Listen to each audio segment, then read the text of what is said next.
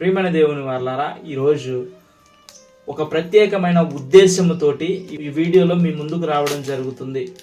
ఆ ఉద్దేశం ఏమిటంటే, చాలా రోజుల క్రితం నుంచి, కొన్ని నెలల క్రితం నుంచి దుర్బోధల విషయంలో నేను మాట్లాడుతూ వచ్చాను. కొన్ని దుర్బోధల మీద దేవుడు నాకు ఇచ్చిన జ్ఞానాన్ని బట్టి, దేవుడు నా మీద చూపించిన కృపను బట్టి కొన్ని విషయాల్లో నేను మాట్లాడుతూ వచ్చాను. అయితే ఎవరి మీద కూడా ఏ వ్యక్తిగత దూషణకు నేను దిగలేదు. మొదటిగా ఎవరిని కూడా వ్యక్తిగతంగా దూషించలేదు, కేవలము బోధ విషయంలో మాత్రమే మాట్లాడాను. ఇప్పుడు కూడా చెప్పేది ఏంటంటే, ఒకవేళ ఇన్ కేస్ ఎవరి మీదైనా వ్యక్తిగత దూషణ నేను చేసినట్లయితే దయతో దేవుడు నన్ను క్షమించాలి, దేవుడు నన్ను శిక్షించాలి.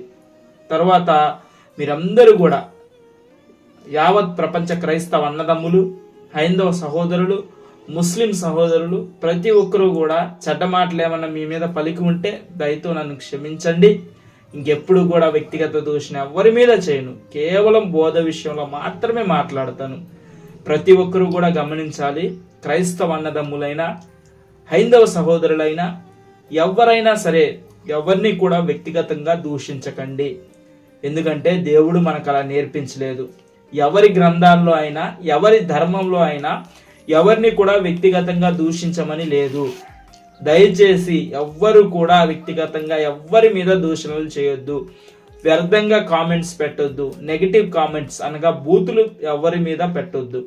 వాక్యంలో ఇలా సెలవిస్తుంది, మీ నోట నుండి బూతులైనను సరసోక్తులైనను రాకూడదు, అవి మీకు తగవని వాక్యం సెలవిస్తుంది. దుష్టుల కొరకు ప్రార్థన చేయమని వాక్యం సెలవిస్తుంది. శత్రువులను ప్రేమించమని వాక్యం చెప్తుంది. ప్రేమ దేవుని వారలారా, జాగ్రత్తగా గమనించాలి. ఈరోజు దేవుడు మాట్లాడుతున్నాడు, ఎవరిని కూడా వ్యక్తిగతంగా దూషించకండి. అది మంచి పద్ధతి కాదు. ప్రపంచ క్రైస్తవులందరూ కూడా దేవుని వాక్యం ఇలా సెలవిచ్చినట్లు సహోదరులు ఐక్యత కలిగి నివసించుట ఎంత మేలు, ఎంత మనోహరమని దేవుని వాక్యం సెలవిస్తున్నప్పుడు ఈరోజు ప్రతి ఒక్కరూ కూడా ఒకరి మీద ఒకరు వ్యక్తిగత దూషణలకు దిగుతున్నారు.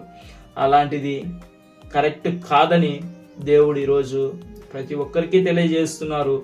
నన్ను నేను సరి చేసుకుంటూ మీకు కూడా దేవుని కృపను బట్టి తెలియజేస్తున్నాను. ఎవరు కూడా నెగిటివ్గా ఎవరి మీద మాట్లాడొద్దు, తెలుసుకొని మాట్లాడాలి, బోధ విషయంలో మాట్లాడాలి అని క్రీస్తు పేరిట మీకు తెలియజేస్తున్నాను. ఆమెన్.